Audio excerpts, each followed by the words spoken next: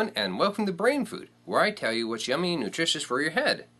Today we're going to be looking back at vampires with Hayat Ali's book, The Alpha Promise, as read on the tablet here. It's a simple story of girl meets vampire and... Eee! Vampires! What the? Eee! I just love vampires. So sparkly and shiny and hot. Say, is the girl in today's novel, she pretty and blonde like me? Yes, she's pretty, but she's not blonde.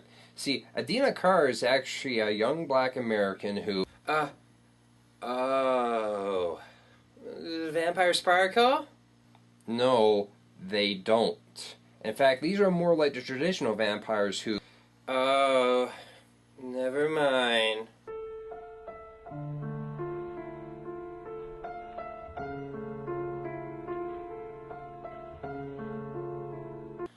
What was her problem?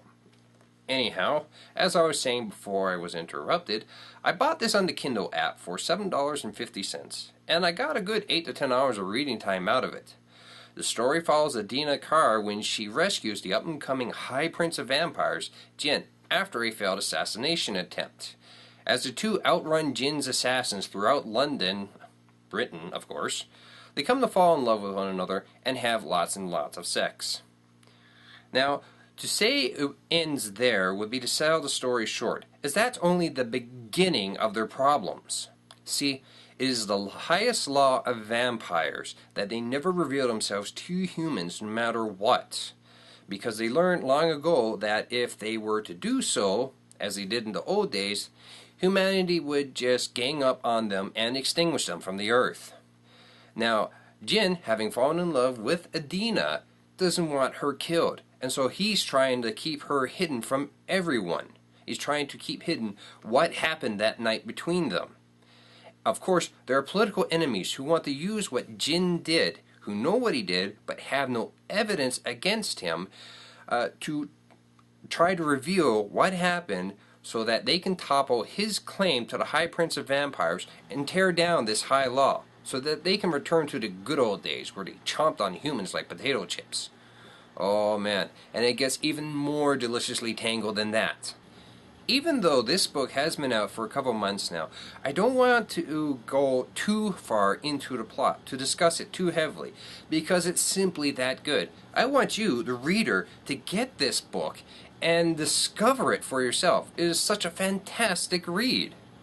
Hayat is truly a talented writer, not only in bringing life to Adina and Jin, but in other characters as well. She's able to paint a portrait of someone without it being a huge information dump, giving insight to the reader as to how this person acts and why they act and what they're like. The plot is really well paced, exciting, and suspenseful, and you truly do want to get to know all the characters in it, even some of the bad vampires, because believe me, they are going to surprise you, each and every one of them along the way. The cast is diverse and dynamic, with Jin being a mixed heritage, Caucasian and Asian, Adina being black, and the other characters ranging from Caucasian, Middle Eastern, to Native American.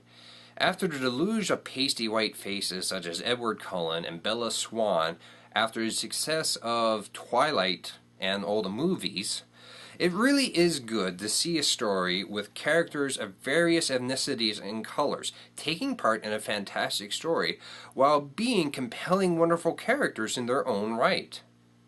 In fact, I really did enjoy following Adina on her journey. Now, while I do like my protagonist to be a bit more proactive, Hayat has crafted a story where it genuinely feels as though Adina has been swept up in events beyond her control. And guess what? She doesn't like it. Nor would anyone else were shadowy politics impacting their lives.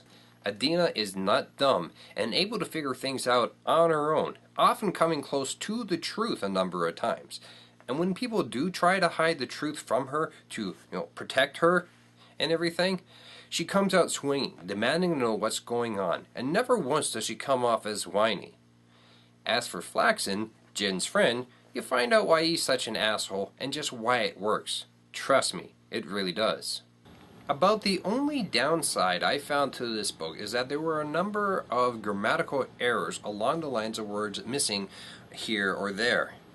Whether it's the fault of the author or the editor, I don't know. I couldn't find out. But they proved to be only a minor annoyance and hardly impacted my enjoyment of this book. In the end, this story is worth every penny you spend on it, and I highly recommend it. You want good characters? It's here. You want a fun, exciting, suspenseful, dramatic story? It's here. You want vampires that don't sparkle and are actually dangerous? It's here. I'm Triple J. That's all I got left to say. Take care.